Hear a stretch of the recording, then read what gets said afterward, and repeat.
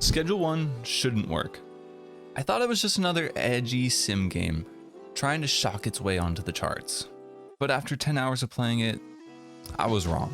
It's one of the most clever pieces of game design I've seen this year. It's not just about the crime and the drugs, it's about the systems, the choices, and the terrifying amount of control that you have. So today we're gonna break down why Schedule 1 works. So grab a drink, grab your popcorn, and let's hop into it. Hopping straight into it, let's talk about their multiplayer and why it's different from most co-op games. So in most co-op games where you're playing with your friends, you're usually kind of all doing the same thing. But in Schedule 1, they do something a little bit different. Everyone is able to do the same thing, but we're also able to collaborate. So when you're playing this game, it feels more of a collaborative effort. You can have somebody focus on making drugs, you can have somebody focus on selling drugs. There's just jobs that need to get done that you can focus on together and make it a collaborative effort. And I think this aspect is really what makes it feel like you're running a business rather than playing a game.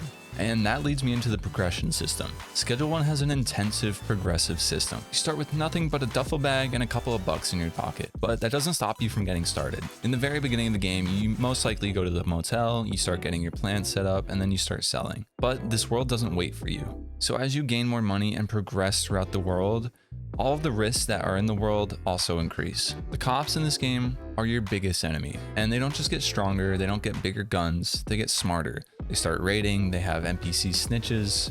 It gets harder as the game goes on. That's what makes this world feel alive. It's always evolving as you get stronger. Let's talk about the environmental storytelling that happens in Schedule 1. The map itself is actually pretty small, and it's actually small on purpose. I think the main benefit from it being a small map is that it's super easy to memorize. So once you're a couple hours into the game, you're already running all your routes, you know how to get around. Every alleyway has its own story for you. As you go on in the game, you start learning what alleys are safe, which aren't safe, where to do the best deals, everything like that. This world has a feel of its own, and it's not told through any stories or any cutscenes like that.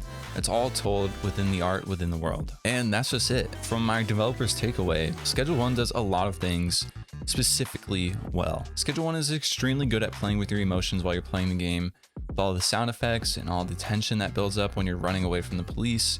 It really knows how to get your heart pumping when you're playing it. And that allows for the player to make their own story. Everyone's playthrough is completely different to everyone else's, even though we're all in the same buildings, the same businesses, and doing the same thing. How exactly was Schedule 1 even made? Schedule 1 is the brainchild of a solo developer under the name of Tyler's Video Game Studio. Tyler managed all of the aspects of game creation from design, programming, to art and publishing. This is a solo endeavor that every game dev wishes they could do on their own, and Tyler pulled it off. Schedule 1 started gathering some attention during Steam's Next Fest. They released their demo and they got over 23,000 followers. That early amount of followers really helped gain its traction for the game and helped Tyler promote his game to a bigger audience. And all of Tyler's success comes to a few rules that he followed in the design process. Starting with number 1, it's systems over scripts. Going back to what I said earlier about the player making up their own story, well, that's exactly it. He didn't write any script or have any planned dialogue. The story is all based on the player. And that leads me to number 2. He put the risk in the core loop of the game. While you're playing this game and you're running around with a bunch of drugs in your pocket, there are 2 types of way to play this game. You can either play it very safe, do everything during the day, and hide away at night, or you can make a bunch of extra money and actually succeed in this game and do everything at night, with everything on the risk. It's up for you to decide as a player on how much you want to risk, and that adds a huge conflict. And honestly, that makes the game feel so much more tense when you're playing it, and a lot more fun. All of this tension isn't coming from the enemies, it's not coming from the cops, it's coming from you and the decisions you made. And that leads me to the last one, it's the minimal UI design. This game isn't here to handhold you, and it kind of lets the world teach you as you go. After the curfew is up and the cops are out patrolling, they're not telling you where you go, you have to learn where they're going. You learn to avoid their patrols and where's the best place to go and where's the best place not to go. And even the market. You can't just repeatedly sell the same thing over and over and make the same profit. The market changes as the amount of product that you make. And even when it comes to making the product, you can make a bunch of other things with a bunch of different side effects, and you have to figure it out all by yourself. Nothing in this game is spoon feeding you. And that's what makes it feel so rewarding when you play it. So breaking this down from a developer's point of view, this game includes a lot of addictive features to its game, but not in a way of like blind boxes or gambling that you see in other games.